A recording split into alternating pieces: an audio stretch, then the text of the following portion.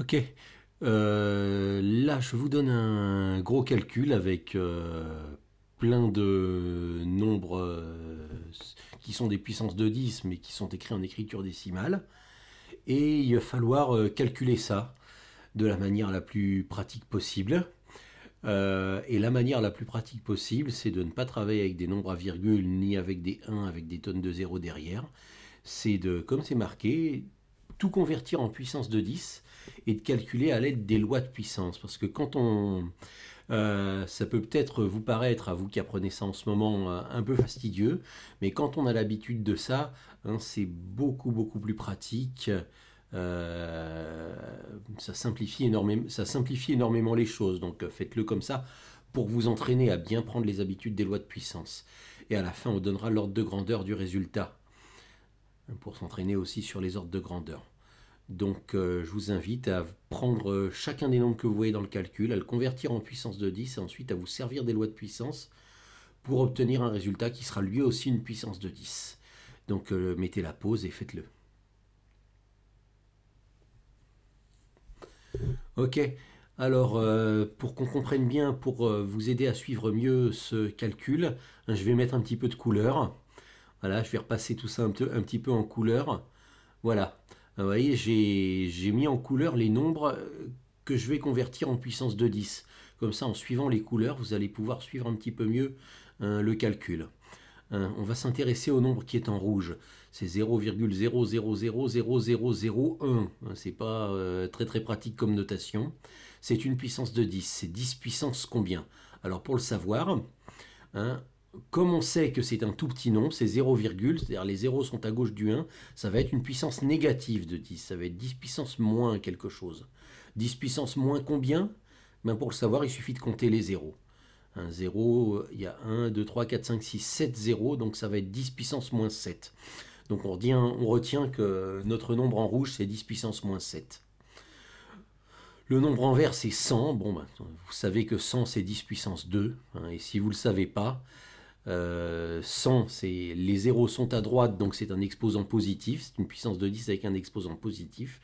Et comme il n'y a que 2 zéros, c'est 10 puissance 2. L'exposant, c'est en gros le nombre de zéros. Voilà, si je regarde au dénominateur le nombre qui est en rose, 100 000, eh bien les zéros sont à droite, ce qui nous donne un grand nombre, donc c'est une puissance positive de 10. Et c'est 10 puissance combien? Mais comme il y a 5 zéros, ce sera 10 puissance 5. Voilà, et les 100 qui sont en marron, bah, j'ai déjà dit que c'était 10 puissance 2. Donc on va réécrire tout ça sous forme de puissance de 10. Voilà, c'est exactement ce qu'on a dit, hein. Le nombre qui est en rouge, on avait dit que c'est 10 puissance moins 7. Le 100, on a dit que c'est 10 puissance 2. Et bon, j'étais obligé de rajouter des parenthèses parce que sinon le 2 avec le 3 l'un à côté de l'autre, on aurait pu croire que c'est 23. Voilà, c'est 10 puissance 2, le tout à la puissance 3. Et on n'a pas d'autre choix que d'écrire ça entre parenthèses. Et c'est la même chose quand j'ai 100 000 à la puissance 2, j'ai pas besoin de parenthèses, mais si je transforme 100 000 en 10 puissance 5, 10 puissance 5 puissance 2, pour qu'on ne se mélange pas les pédales avec les exposants, là j'ai besoin de mettre des parenthèses. Et même chose donc pour les 100, les deux autres 100 en marron que j'ai transformés en 10 puissance 2, hein, et le tout à l'intérieur de la puissance moins 2. Voilà. Donc maintenant on va se servir des lois de puissance pour simplifier ça. Et on va commencer par simplifier ceci là. Hein, j'ai un produit qui est à la puissance moins 2. Alors il y a plein de manières de le faire, hein. Il y a différentes manières d'aborder ça par les lois de puissance. Mais moi, comme je voudrais, dans cet exemple-là, vous montrer toutes les lois de puissance, je vais le faire de la manière suivante. Je vais dire que quand on multiplie deux nombres et que quand ce produit de deux nombres, on l'élève à une certaine puissance, ben c'est comme si on élevait chacun de ces nombres à cette puissance. C'est-à-dire que là, c'est comme si j'élevais chacun des nombres que je multiplie à la puissance moins 2. Donc c'est la même chose que de tout réécrire et de transformer, vous voyez, et de transformer ce qu'il y a dans le cadre rouge en ceci. C'est-à-dire j'ai pris chaque 10 puissance 2 et je l'ai élevé séparément à la puissance moins 2. J'aurais pu m'y prendre autrement, encore une fois. Mais j'ai choisi de m'y prendre comme ça parce que je voulais au moins une fois vous montrer une application de cette loi de puissance-là. Je voulais que mon exemple recouvre toutes les lois de puissance que vous pouvez connaître. Voilà. Donc là maintenant on a un petit peu séparé les unes des autres les puissances de 10 et on va devoir simplifier un peu tout ça à l'aide des lois de puissance qu'on connaît. Eh bien, la première des lois de puissance, c'est celle qui va nous supprimer les parenthèses. La première dont on va se servir, hein, c'est celle qui va nous supprimer les parenthèses. Hein, est-ce que vous vous en rappelez? Qu'est-ce qui se passe? Qu'est-ce qu'on fait aux exposants? Qu'est-ce qu'on obtient? Voilà, quand on a quelque chose comme ça. 10 puissance m, le tout à la puissance n. Quand on a une puissance à l'intérieur d'une autre puissance. Là, vous voyez que sur mon exemple, ça revient beaucoup. Donc, si on a un moyen de traiter ça, hein, c'est plus pratique. Vous en rappelez? Eh bien, quand on a quelque chose comme ça, il faut multiplier les exposants. Ça, c'est 10 puissance m fois n. Voilà. Et je vais me servir de ça. Donc, à chaque fois dans mon calcul de grand A, la dernière ligne où je suis arrivé, que je vois une puissance à l'intérieur d'une autre puissance, ben, je peux réécrire ça tout simplement en multipliant les exposants. Je vous engage à mettre la pause et à réécrire la ligne d'après en ayant transformé toutes les puissances de puissance et en ayant multiplié les exposants. Ça y est, c'est fait? Eh bien, quand vous prenez par exemple 10 puissance 2 puissance 3, hein, qui est en haut au numérateur, là, eh bien, vous faites 2 fois 3, vous obtenez 10 puissance 6. Et si vous regardez au dénominateur, 10 puissance 5 puissance 2, ben vous faites 5 fois 2, ça va vous donner 10 puissance 10. Et 10 puissance 2 puissance moins 2, ben vous faites 2 fois moins 2. Attention, vous multipliez bien 2 fois moins 2 et ça vous donne 10 puissance moins 4.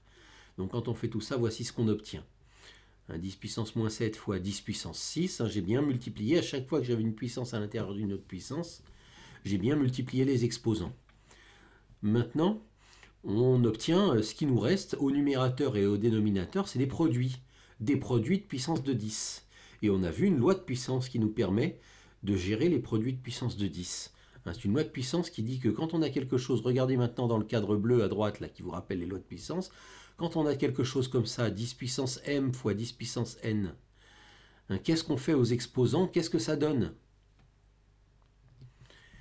Vous vous en rappelez? Eh bien, quand on a quelque chose comme ça, on additionne les exposants. Il faut additionner les exposants. Donc ça, c'est la même chose que 10 puissance m plus n. Et là, on voit qu'au numérateur comme au dénominateur, c'est exactement la situation. Donc au numérateur, on va écrire une seule puissance de 10 en ayant additionné les exposants. Et au dénominateur, on va écrire aussi une seule puissance de 10 en ayant additionné les 3 exposants. Même s'il y en a 3, il y en a 2, 3, 4 ou 5, on fait la même chose.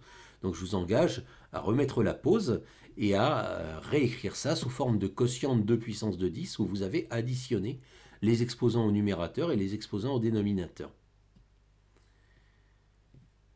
Ok, ben vérifions. 10 puissance moins 7 fois 10 puissance 6, ben je prends moins 7, j'additionne moins 7 plus 6, et ça fait moins 1. Donc au numérateur, je vais avoir 10 puissance moins 1. Et au dénominateur, je vais avoir 10 puissance combien? Ben j'additionne 10 plus moins 4 plus moins 4.